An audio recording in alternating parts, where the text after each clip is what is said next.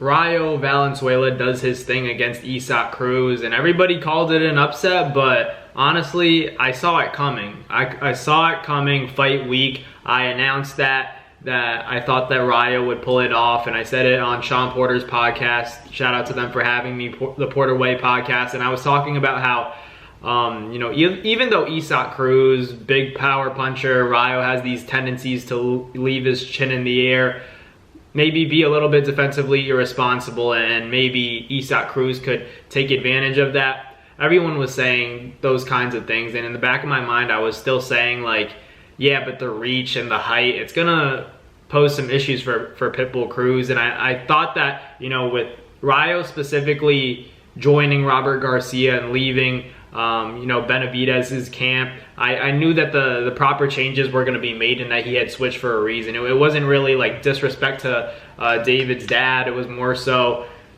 I got to get a certain style down to beat the best fighters out there. And Isaac Cruz, he's one of the better and best fighters at 140 right now. But, Rayo did his thing, and it was clear that he got exposed. Isaac Cruz got exposed by Rayo. He showed the people how one-dimensional he could be, and I thought that was something that was clear to me even before this fight took place against, not so much against Tank Davis, because I thought that was a pretty competitive fight for the most part, but I still had Tank winning that fight convincingly. But when it came to him fighting Giovanni Cabrera, if you guys remember that fight, he was kind of getting outboxed there, and I was like, if a somewhat or half decent fighter went up against Pitbull Cruz, how would he fare?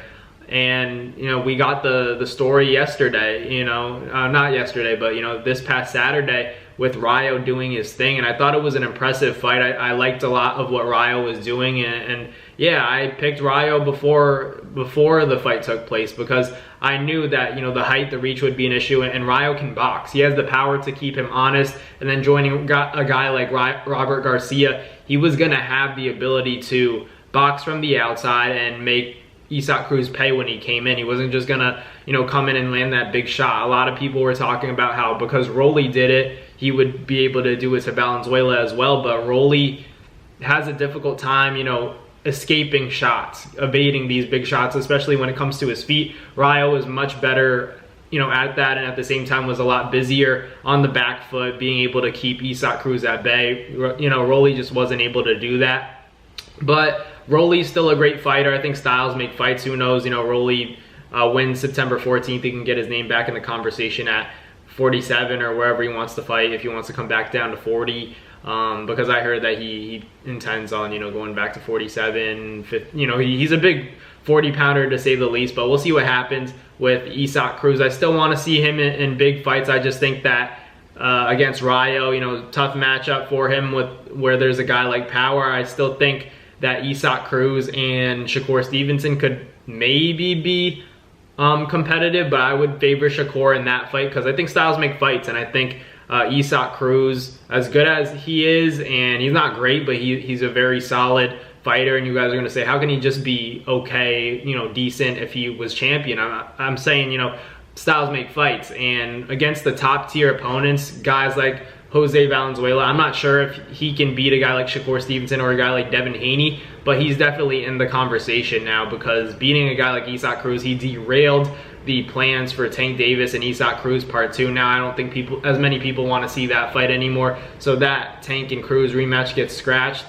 Maybe in the future, but I just don't care to see it as much anymore, because Rayo already did it, and before that I didn't even want to see the rematch between Tank and Pitbull Cruz, because I thought that Tank would stop him in a rematch if he was healed up 100%. I think he stops Pitbull Cruz, so don't really care to see that fight, but who knows, maybe we see Isaac Cruz and Shakur Stevenson. If Shakur can't get a big name, if he can't get a Tank fight, we'll see where he signs, what he does next. But I'm excited for Rayo now, because he's kind of become a superstar overnight, because beating a guy like Isaac Cruz, the people saw that great display of boxing that Rayo was able to put on against Isaac Cruz, and a lot of Mexican fans love Cruz, but now I think Rayo gained a lot of fans, and his stock definitely went up in that fight. Now he gets to kind of call shots as a legitimate champ at 140, so he has a belt now. He's the real deal, Holyfield. Nobody can take that away from him. He's proven himself. Now he gets to make some good money, and the question is, now can he defend that title and get some more? Can he continue to have this progress and beat the likes of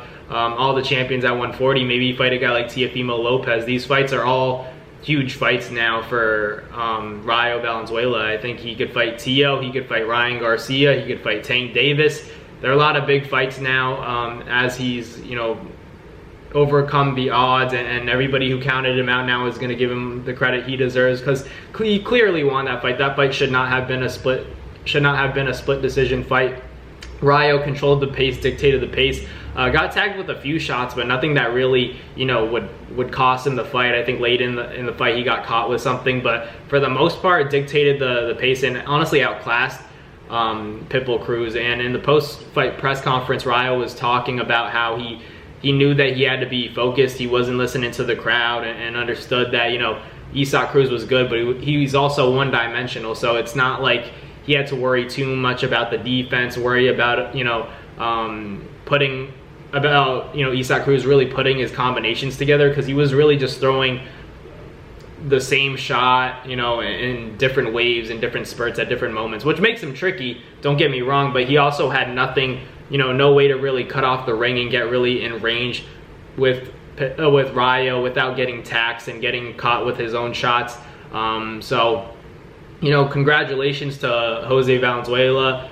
It was a great fight, an exciting fight. It was the, I'd say second biggest upset. I think Bacoli and Anderson was probably the #1 upset. I didn't think it was going to go down like that. And Cruz only lost a decision where, Jared Anderson got stopped. And it was a shocking night of boxing for sure in a lot of cases. But, in that case, I wasn't too surprised with Rayo beating Pitbull Cruz. I knew how good he was, and I thought that him going to a Hall of Fame trainer like Robert Garcia to get everything down when it comes to the movement, when it comes to the boxing ability, being in the same staple as a guy like Bam Rodriguez, you start to learn those little nuanced things that allow you to work on that footwork. So I wasn't too concerned about it. I really did pick Pitbull to lose that fight because I thought it was a tough matchup for him, and it was the wrong fight. You got to put him in there with guys like Rolly Romero, guys that like to fight, really like to throw hands, but he could still fight a guy like Subriel Matias. I'd probably pick Matias against Pitbull Cruz, but there are a lot of big names for Rayo to fight. I think he's gonna, if he continues to keep winning, he's gonna be a superstar for sure, because he's got a personality, he's got an exciting fight style. So I'm excited for Rayo to do what he does in his next fight. Continue to get these wins up. Now he's a shot caller. Now he gets to make the money and tell people that I want to take this fight, not that fight, and make those big fights happen. He said that he's not ducking anybody, and I believe him. I think that he's all business. I got to see him. When did I see Rayo? As soon as I landed I went to LAX for fight week, and I landed in LAX. I had to go straight to the hotel to get the boxing credential from the media, DAZN. But when I was there, I saw Rayo, and he was happy, bro. I think at 140 he felt replenished and rejuvenated. He didn't really have to worry about making 35. Those 5 extra pounds do help a lot, especially when it comes to to fight night and weigh-in day, when you're really cutting these extra pounds. Every little pound has an effect on these fighters when it comes to the last ones. So I was happy for him that he looked healthy, and I was like, man, he looks ready to go. He looks determined, looks calm, doesn't look afraid of the big moment, because Pitbull Cruz has been on this big stage, but Rayo, you could argue, hasn't really been on that main event stage. And not that they were the main event, but they were the co-main event, and it was more exciting. It was a more exciting fight than the main event. So shout out to Terrence Crawford still for getting the W. You guys know I said that I believe he lost, but it was so close to the point where maybe he didn't. He obviously got the decision, so he did his thing. But I thought it could have been a draw, it could have gone either way. Honestly, I thought it was a really competitive fight. I think they might run it back, because it wasn't crazy dominant from Terrence Bud Crawford, but still got the job done either way. Maybe the rematch doesn't make a lot of money, so they move on. But let me know in the comments what you guys thought about Rayo Valenzuela pulling off the big upset against Isaac Pitbull Cruz. Yeah, let me know in the comments what you guys think, and who should Pitbull fight next, and who should Rayo fight next. I'd like to hear what you guys think. But thank you guys for watching. Like, comment, and subscribe, and I'll catch you guys on the next video. Peace.